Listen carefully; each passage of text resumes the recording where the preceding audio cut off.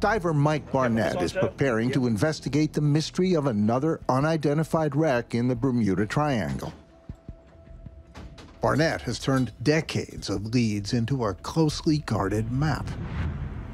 The secret location of hundreds of wrecks in or near the Bermuda Triangle, including today's target, 50 miles northeast of Miami, known to locals as Cal's Wreck. The fishermen who snag their nets on Cal's Wreck claim whatever's down there is big. I've been looking over the files. There's obviously some historical wrecks that have gone missing in this area, the Bermuda Triangle. The General Whitney, which was a steamship that was lost in 1899. April 23rd, 1899. At New Orleans, the General Whitney fills her cargo holds with copper and molasses. The vessel is one of hundreds of steamships in the bustling port, fueled by the revolutionary triple expansion steam engine, the workhorses of a booming American economy.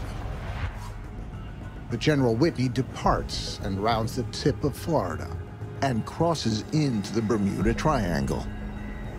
She is suddenly overtaken by heavy seas.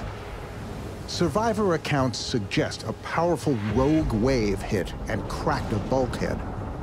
The Whitney starts taking on water and begins to sink. A lifeboat escapes with half the crew, but 12 men go down with the Whitney. 40 miles offshore, the team arrives at the coordinates of Cal's Wreck. Throwing! Mike drops an anchor tied to a rope called the shot line. The 400-foot cable will guide him, Jimmy, and underwater photography specialist Evan Kovacs through the Gulf Stream to the seafloor near Cal's Wreck. They will have only 15 minutes on the bottom. Right at about 200 feet or so, it started getting dark. And by the time we got past 300, it was very dark. At 385 feet, the team reaches the seafloor. Then, debris. It's Cal's Wreck. But as the team moves in to study the wreck, there's a problem. The water pressure is affecting their most basic gear, their lights. At 380 feet down, losing their lights won't just end their dive. The divers will be dangerously disoriented, a situation that could be deadly. At the surface, the support team stays alert. Then, trouble. The topside team spots a solitary green inflatable. Green means bad.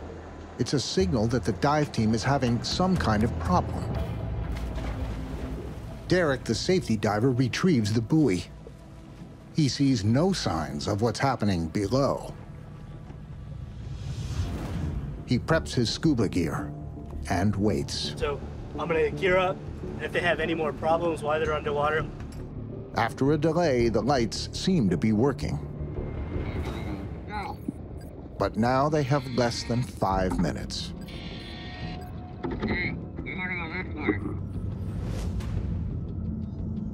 In places, sections of a steel hull and railing are visible. Then they see it. A coral-encrusted metal post, nearly 10 feet long. Confirmation will have to wait. If they don't retreat to the surface soon, pressure at depth will become dangerously debilitating. It's a major lead. But the team is cautious about jumping to conclusions. The evidence suggests a powerful rogue wave hit and cracked a bulkhead. Meanwhile, Wayne and David want to know how common these waves are in the Triangle. Hey, Laura. And they've found someone who knows. The Bermuda Triangle, we don't know exactly why there's so many shipwrecks there. Rogue waves could be part of it. Laura Azevedo is a Florida-based oceanographer who's built a career hunting down rogue waves in the Bermuda Triangle and beyond. January 1995, there was an oil platform in the North Sea, and it was the first actual measurement of rogue wave. New Year's Day, 1995. Workers on an oil rig in the North Sea take shelter as a storm moves in. High above them, a laser-based sensor keeps watch on the waves churning below. When the storm passes, officials reviewing weather logs are shocked at what they find: a spike in the data. Amid seas with 20 to 30-foot swells, a wall of water nearly 75 feet high. This buoy is part of a vast network constantly monitoring wave activity in the Bermuda Triangle. In this one spot, Laura has detected dozens of rogue waves over a period of 6 years. And they've been big. So while rare, they happen with some frequency in the Bermuda Triangle. But why? One theory is that when big waves generated by a storm hit an underwater current going the opposite way, they sometimes stack up and form a rogue wave. In the Bermuda Triangle, storms are a way of life, while just below the surface churns the powerful Gulf Stream, which means this area is a tinderbox for rogue waves. So divers will be alert for any signs of a rogue wave impact. As they reach the bottom, their dive clocks begin a 15-minute countdown. By the time we actually got on the wreck, we knew we had no time to waste. We wanted to get clues that in its totality would help to support your theory of what this wreck may or may not be. This second dive has already proven much more productive than the first. You're bird dogging, looking for clues, maybe looking for the bell or that smoking gun.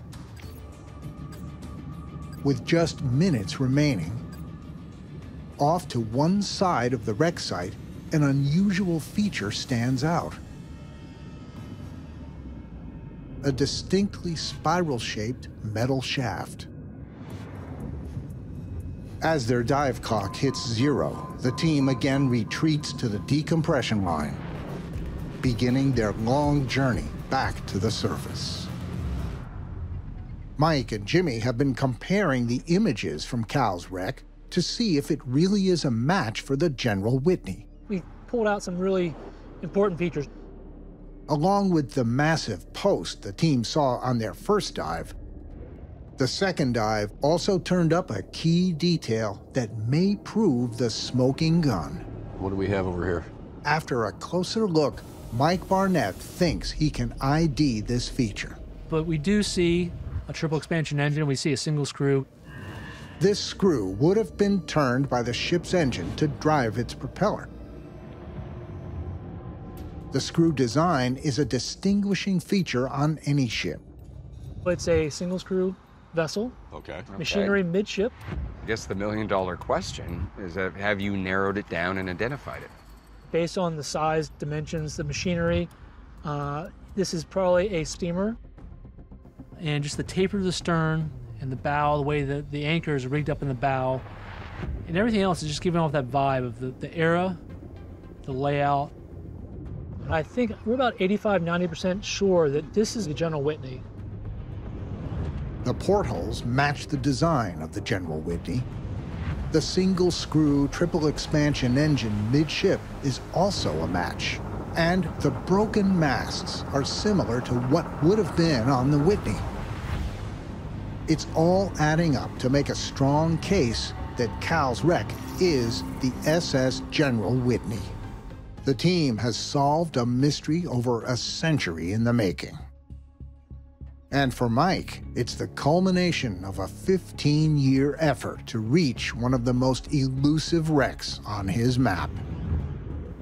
Once you can identify, give it its real name, then you'll get the real story. You'll know the final chapter of this vessel.